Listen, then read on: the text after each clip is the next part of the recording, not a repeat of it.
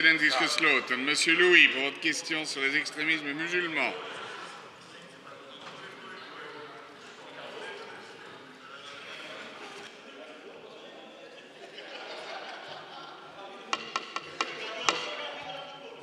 Alors, Monsieur Louis. Merci, Monsieur le Président.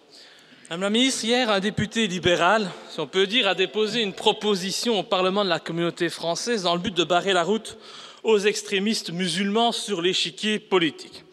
Étant donné que le parti de ce député, le MR, est membre du gouvernement fédéral et que certaines de ces personnalités, au mépris des libertés d'expression et d'association, se sont déjà prononcées pour l'interdiction de partis politiques dont ils ne partagent pas les idées ou qu'ils les jugent nauséabondes, il me semble aujourd'hui opportun de prendre la parole pour rappeler en ce lieu les bases de la démocratie, en espérant, Madame la Ministre, que le gouvernement condamne cette initiative totalitaire et antidémocratique. Nous devons tous nous sentir concernés par une telle proposition, car à force de vouloir conserver le pouvoir à tout prix, eh bien, nos dirigeants se transforment eux-mêmes en extrémistes, en réduisant petit à petit nos libertés fondamentales. Et sous les apparences de démocratie se cachent aujourd'hui de nouveaux Hitler, Mussolini ou Ceausescu. Et oui, je n'ai pas peur de l'affirmer, les manipulations médiatiques, les censures, les assassinats, l'ostracisme, les cordons sanitaires, tout est bon. Tout est bon pour empêcher l'accès au pouvoir, ou pire, pour réduire au silence les opposants politiques ou les citoyens qui vont à l'encontre des projets de ces dictateurs manipulateurs qui nous dirigent. Et au nom de la lutte contre l'extrémisme, on est en train de porter des coups fatals à la démocratie. On stigmatise une communauté, on envahit des pays au mépris de toutes les règles internationales et on renverse des régimes. Pourtant, on ne lutte pas contre l'extrémisme en usant de procédés qui portent atteinte à l'essence même de la démocratie. Nos dirigeants ont-ils oublié, Madame, le principe de la souveraineté du peuple? Comment peuvent-ils s'octroyer le droit de choisir les bons ou les mauvais partis, les fréquentables, les infréquentables? Seul le peuple doit normalement être habilité à faire ce choix. Et donc, nous avons bien actuellement des élus pro-sionistes. Pourquoi ne pourrait-il pas être à l'avenir anti-sioniste, voire pro-musulman, si le peuple décide ainsi via des élections libres et démocratiques? La démocratie, c'est en effet respecter la volonté du peuple et non défendre votre place et vos salaires.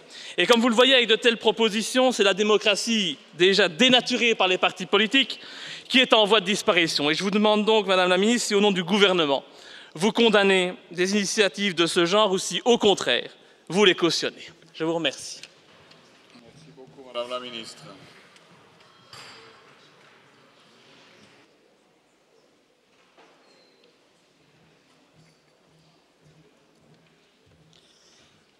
J'ai du mal à percevoir votre question et à savoir en quoi je suis compétente pour y répondre et en quoi l'État fédéral et ce niveau de pouvoir l'est, puisque vous parlez d'une expression médiatique, je n'ai pas à m'exprimer sur les expressions médiatiques, d'un parlementaire qui ne siège pas dans cette Assemblée, par rapport à une proposition de résolution qui n'entre pas dans le cadre de nos compétences. Donc je pense qu'il faudrait vous assurer d'utilement faire poser la question au niveau de pouvoir compétent, mais je n'ai pas d'autres expressions à avoir.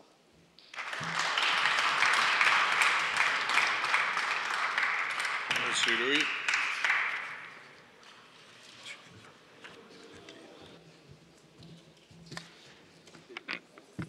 Merci pour votre réponse. Je vous rappelle que vous êtes là pour faire maintenir l'ordre, que vous êtes membre d'un gouvernement avec le mouvement réformateur et qu'à ce titre, il est donc de votre devoir de rappeler ce parti à l'ordre lorsque certains de ses membres usent de pratiques ou de propos inadmissible, vous le faites bien pour d'autres, je vous attends la même chose en ce qui concerne les membres de votre gouvernement.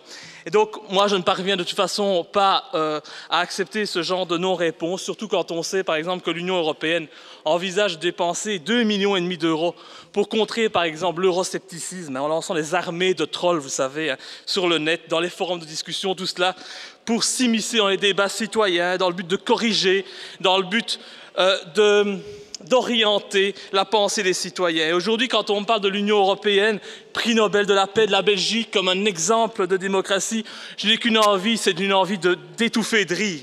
Parce que la politique d'aujourd'hui n'est que mensonge, manipulation et propagande. Alors c'est vrai qu'en voulant toujours s'attaquer aux extrémistes, je pense que déjà le gouvernement devrait commencer par s'attaquer à ses propres extrémistes.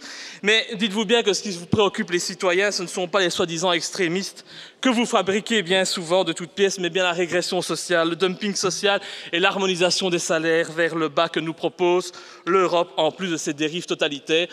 Vous n'aviez certainement pas envie de l'entendre, mais je tenais à vous le dire, parce que dans ce Parlement où on ne peut plus s'exprimer, si on ne peut plus poser de questions, et si le gouvernement n'est plus jamais responsable de rien, je ne sais pas encore à quoi nous servons. Une question.